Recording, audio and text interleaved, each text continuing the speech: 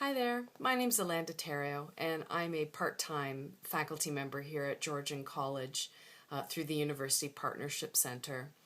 I teach largely courses in liberal arts for UPC, and I've been teaching online since summer 2012, so I'm pretty new at it. The purpose of this video is to be part of the panel that Amy has arranged. Sadly, I can't be there, but how more fitting to show up virtually for a discussion about online learning. So I hear that you have some burning questions that you have posed for the panelists, and I'll do my best to answer three of those in the next 5 minutes. So here we go. One of the questions that you asked is what works well?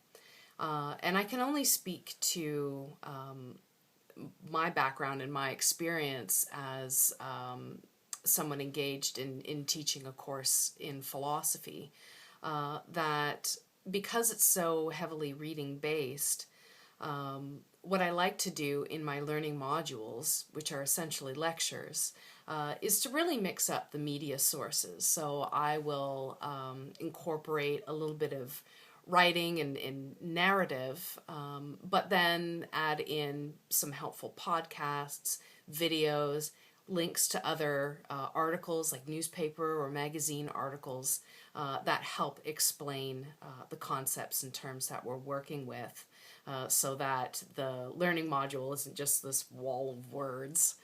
The other thing that students have indicated that they found helpful is every week one of the learning activities that I have students do is to write in their notes on a worksheet.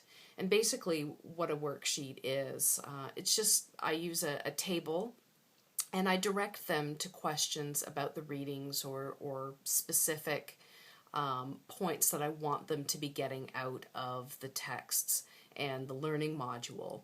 So it just helps students give them an opportunity to put terms in their own words, to know where they are in the texts, and to be able to engage and practice engaging with some of the material in their own way.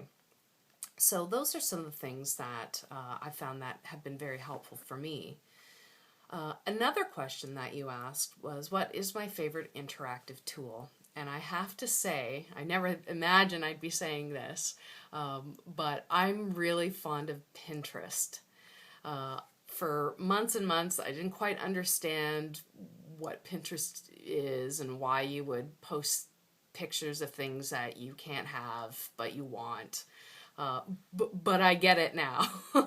And how I use Pinterest in my courses, because we're generally dealing with very technical, abstract terms, I find it helpful for students to engage some of these abstract ideas through images, and it's a way of building their visual literacy. So for example, I have students in a course that I'm running currently on gender and ethics, and I've asked them to find images of certain terms. So the one that has been of interest to most students has been the term hypermasculinity. And when you see all of these muscly men or really sort of exaggerated forms of masculinity all together, students get a bit better of a sense of what these ideas entail and why it's important to discuss it and deconstruct it. So Pinterest has been a great way of building that form of visual literacy for students, especially in more abstract courses and terms. So I have a little bit of time left, so I'd like to leave you with a tip, something that I've learned in my short tenure as someone who is now an online instructor. And my tip is this: plan on spending a lot of time on not only getting your course up and running, so it's front loaded and top heavy, where you have to plan all of your assignments, the dates, the instructions, beyond the syllabus, all up front. So start early to avoid late nights with coffee.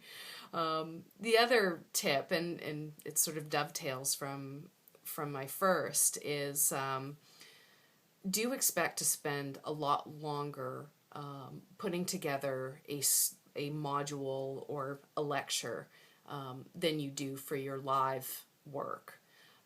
What I have found is because you have to basically narrate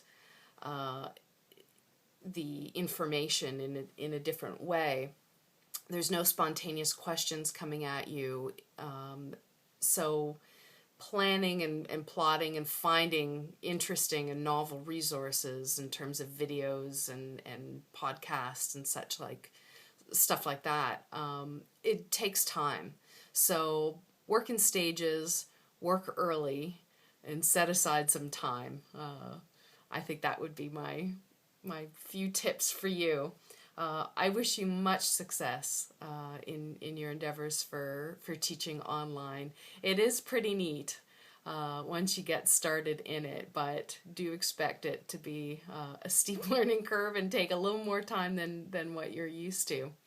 So with that, I wish you a happy day, enjoy Amy's session, and enjoy online learning.